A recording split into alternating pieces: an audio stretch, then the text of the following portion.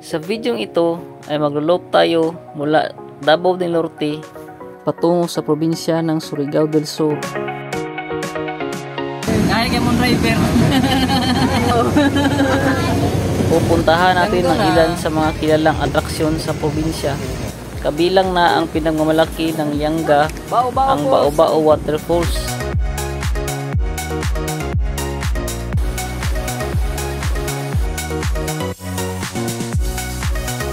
Puntahan din natin ang tanyag na Wakat Ito Cave. yung akin bilis na Wakat Cave. Pwede tayo. Nice. You know? Dito, gisoyo ko. May burnal yaw ah.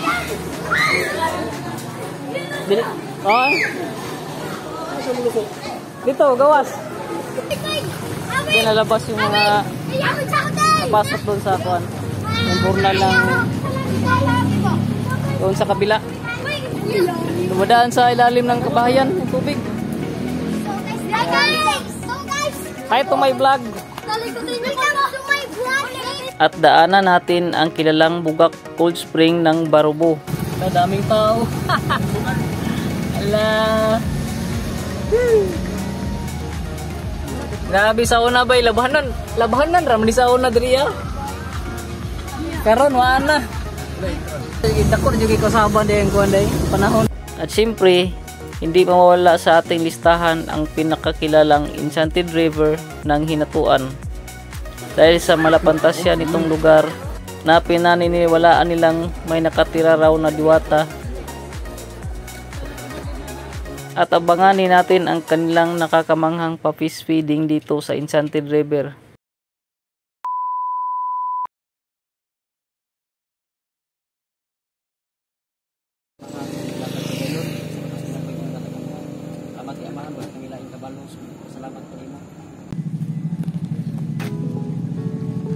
Good morning guys, so excited ako sa trip natin ngayon dahil maglo-loop tayo ngayon mula dito sa Tagum City. Pupuntahan natin yung Surigao del Sur. Kasama ko ang aking club, ang TNRC, the Neutral Riders Club. So pupuntahan namin doon ang Bao-Bao Falls ng Lianga, ang Wakat at Bugak ng Barubo. Puntahan din namin ang Enchanted River ng Hinatuan, Biwok ng Bislig, saka yung Tinoyan Falls na sakop din ng Bislig. So sana samahan nyo kami sa aming biyahe ngayon.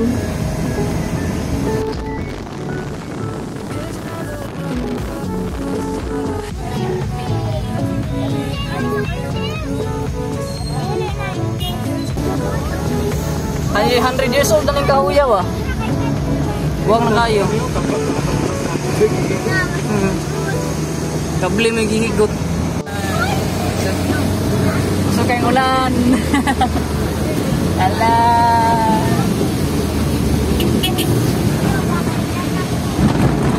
Driver o. Kaya kayo mong driver. Kaya kayo mo sa hilo nga o. Dami. Saking ulan.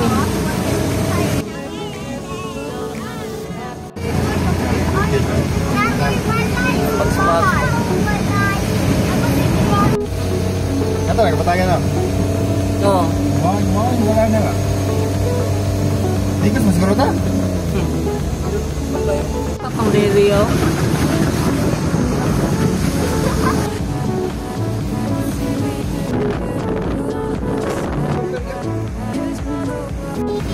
Yang na. Kabo picture to dito bro. Ay, balik.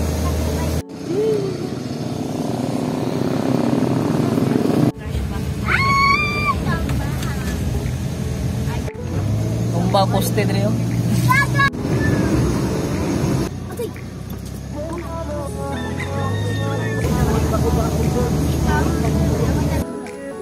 Ito pala yung daan. Tapos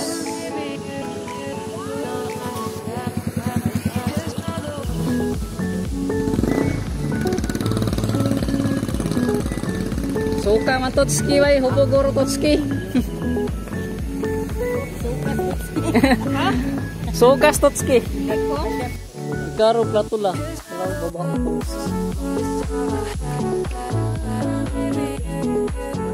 Dako tani lang no.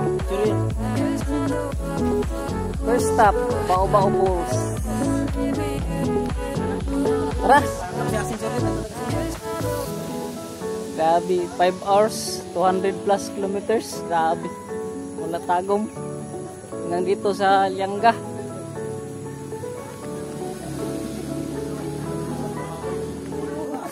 Buti at simintado yung daan dito. Patay, nagsakaw niya Adam.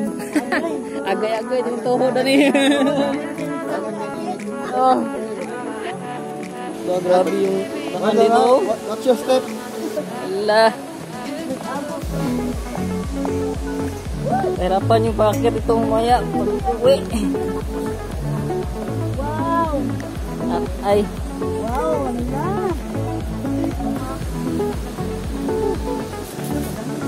Bao-Bao Falls. Agay.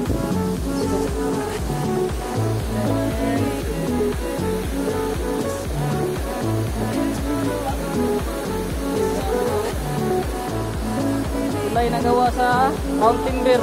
Okay. Oh, slide. May lamisa pala dito. Yan o.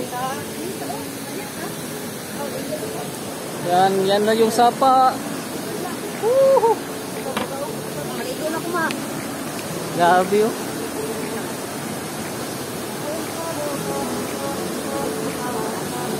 Sobrang lalim pala dito.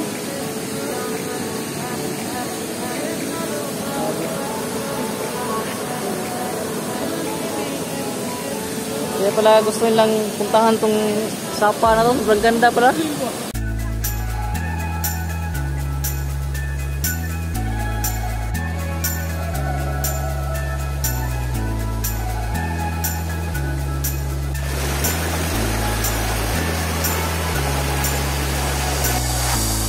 Lately I've been thinking way too much about whether I'd even call this love.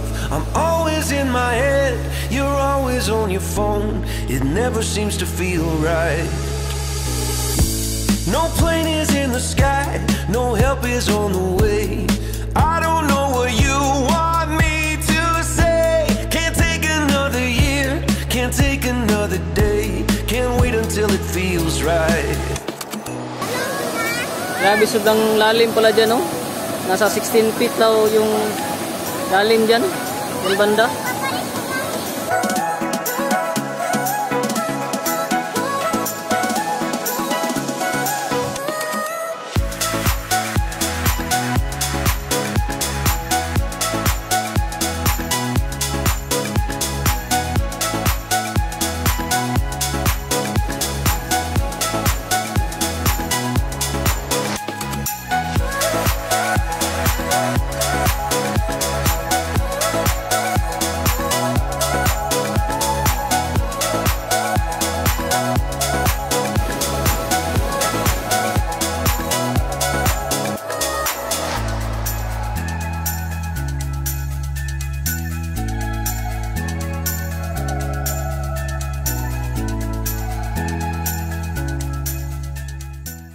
Yan, so tapos na kami dito sa Bao-Bao Falls. Ngayon dadaanan namin yung Wakat Kid, yung Lianga na signage, at saka papunta kami ngayon ng Bugak.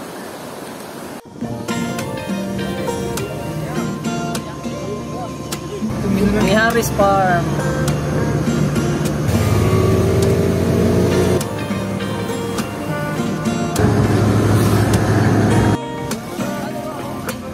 Wakat Cave. Wala pa man close diri ay. Tuon lay. Ikaw may nga ipa-close daw kay musuyok lagi tao. Kadugay na ning wakat karon pa ipa-close. Picture ay.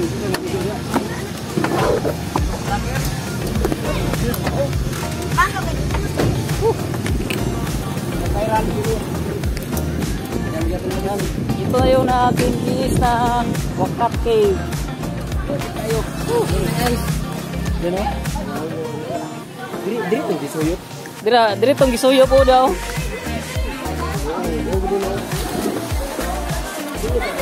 Diri tong gisuyop po, may burnal daw ba? Diri. Ah. Dito gawas. Delikado raman diri kung taas ang tubig. Kay maana ilalom sa ilalom ng tao. Diba? Hello guys.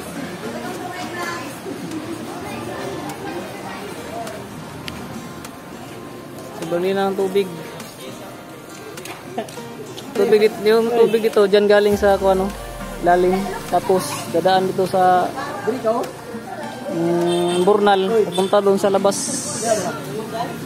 Di dito guys. Oh, di man to. Sino dito siya nasuyo?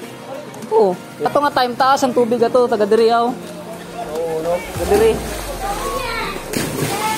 Ay. Grabe oh.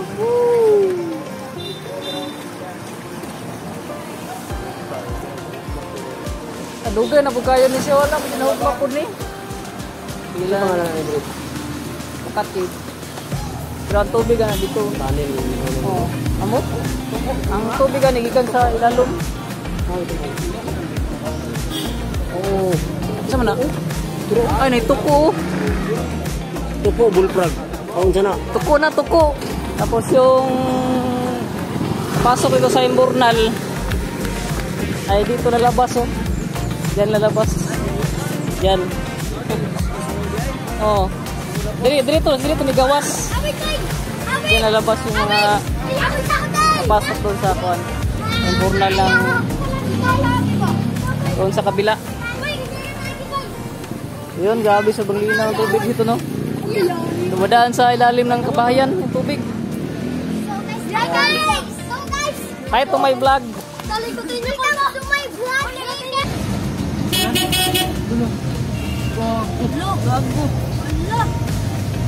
Gago. Ito na yung sentro ng Barobo.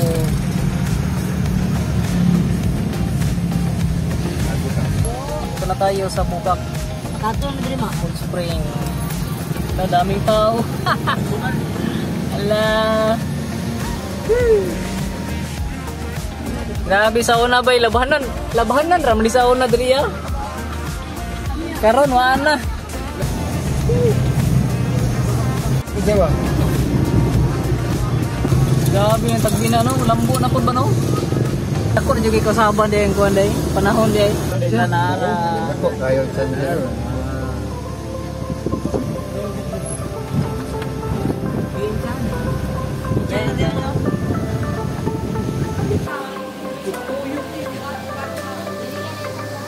Waiting area. Sana waiting. Pabot.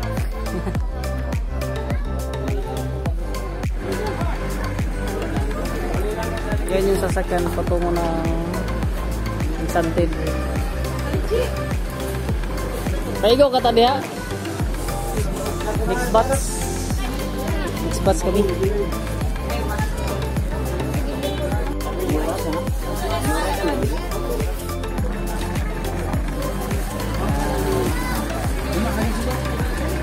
Let's go.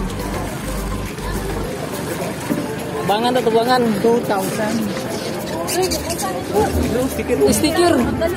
Hindi ko yung foto sticker. Kabidyo na. Oh. Yan. Rino, ako to kita. Ah. Ayos kayo.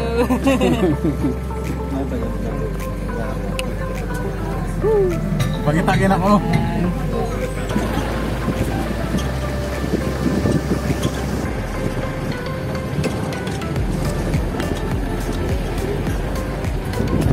Ayun, may baktason eh.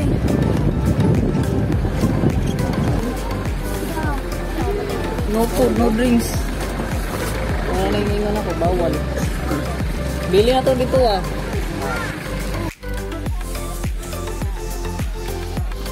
Galing. Forma natin. Yan, so pasok na tayo dito sa Enchanted River. Ang hinatuan. Grabe yung tubig oh.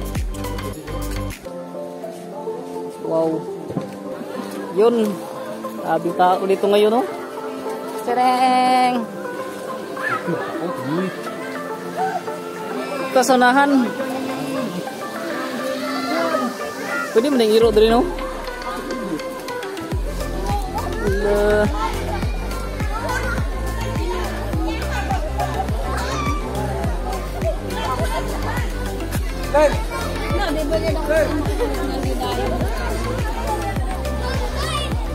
Ang tao dito sa Enchanted ngayon.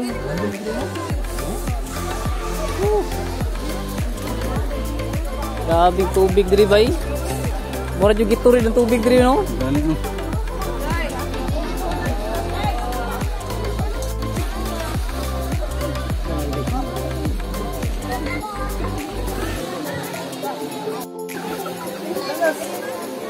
Kaya kaya mura ka kanang pan ba no? Kanang nasa Thailand ba? Nice style ba? Thailand ba? Iya, dili man ba? Para kang nasa Thailand ba? Hindi itong style. Sige, kaya itong videohan. Kanilutaw ba eh?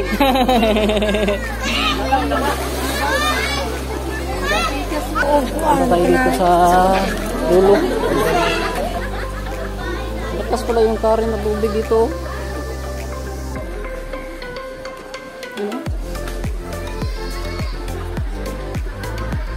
Hindi malangoy doon. Nagdala patungo rito. Lalakas ng karin.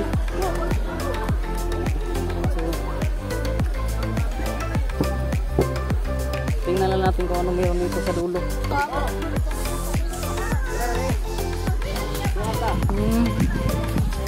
Ito pala yung CR. Ito pala yung CR. Saka hanggang dito pwede maligo. Babaw lang dito. May boating pala dito. Gusto mag-highland natin. You know?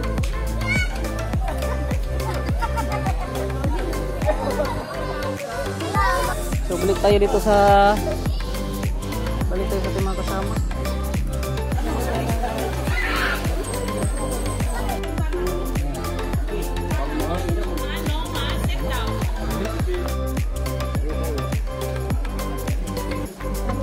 Grabe yung mga isda dito, sobrang laki oh.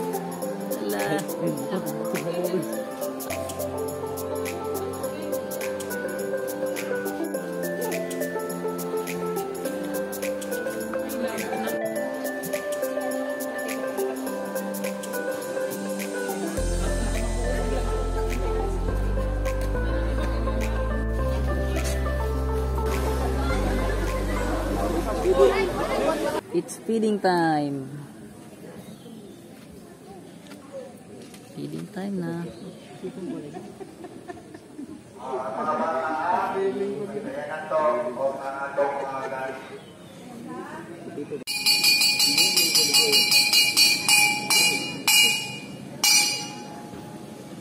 Madayaw na pagkani sa Enchanted River.